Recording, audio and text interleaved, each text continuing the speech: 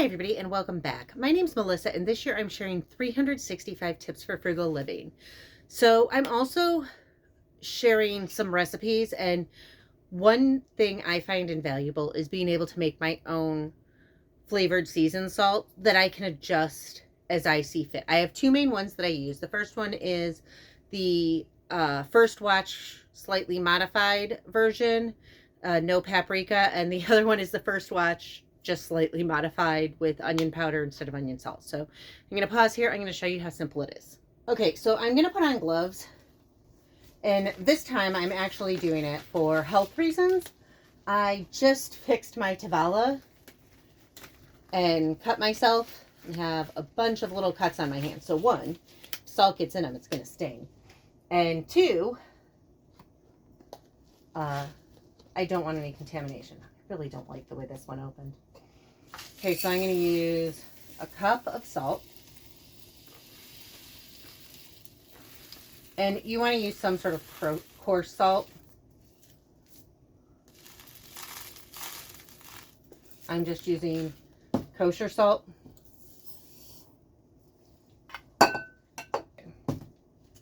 And then I'm going to use,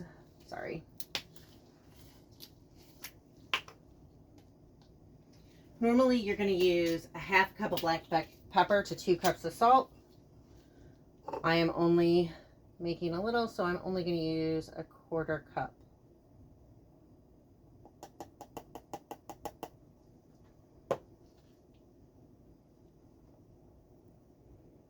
I forgot how much I hate this measuring cup.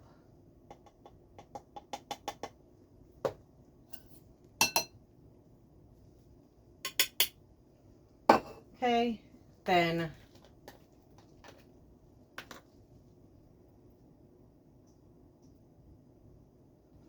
half teaspoon of onion powder and a half teaspoon, I'm really hoping I have enough, of, yes I do, garlic powder. And then stir. And then I am looking at this and I can tell that this is more peppery than what I like.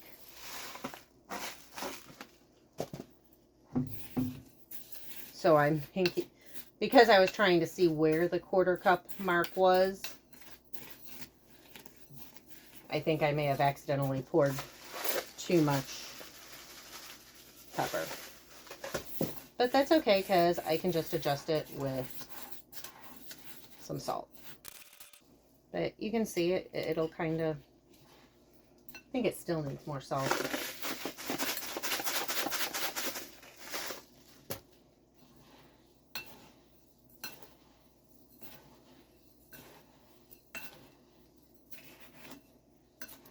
But normally I just stir it and it's fine. Okay. So I go by color for mine, and that is the color I like mine to be. You might like yours to be different. So then I'm going to take the old jar. So this is what I store it in. It's just an old salt container. I'm going to go over the sink and dump it into the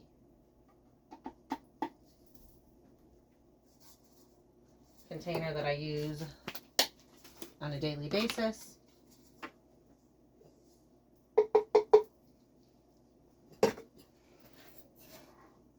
I will take some of the fresh stuff, put it in there.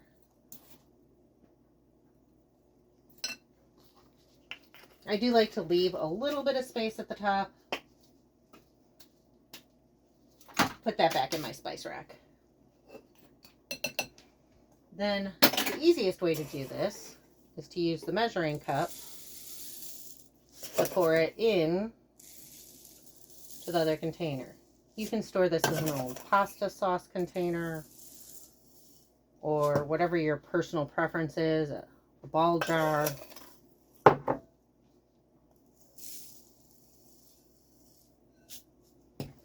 No, I'm not excited about this. I totally overestimated the size of the container, but that's okay. So then, yay, it made it just in. So now I have this. Then before I fill a container, I'll just give it a shake before I go into the thing. Obviously, I could just use this container, but it doesn't fit into my spice rack up top, so I just refill that one. And it's that simple. Okay, so one of the easiest ways you can do it, save money and be frugal, is instead of buying, let's see, I know I have a specialty spice up here somewhere. Okay. Instead of going out and being like, oh, I'm going to buy this specialty spice, see if you have, a lot of the time you have that spice at home. So this one has, let's see, it's got, I can't read it because it's too tiny, but frequently you have salt or whatever, garlic powder, onion powder, and pepper. Those four are fairly affordable, and they're frequently the base of a lot of your season mixes, especially things like Grill Mate.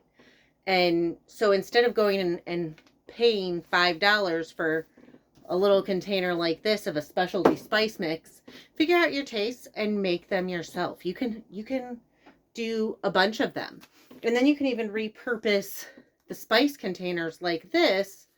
You can take the label off and repurpose them as your specialty seasoning mix. So pretty much I start with my base and then I add or subtract, or no, I add to it. I don't really subtract. And that's how I get most of my seasoning mixes. I mean, some of them are cheap. I buy Italian mix on its own because it's, you know, easy.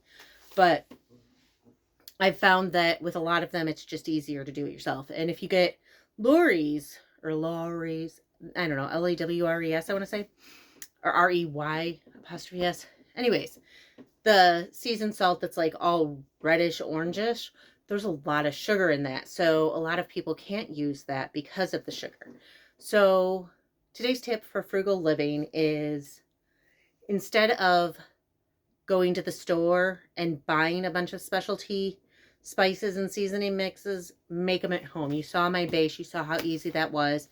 It's also very easy. I could measure this out. I could measure a half cup out and add like half a teaspoon of paprika, and I have my other mix. I have options. So it's super, super easy, and it's a lot cheaper than buying your specialty mixes at the store.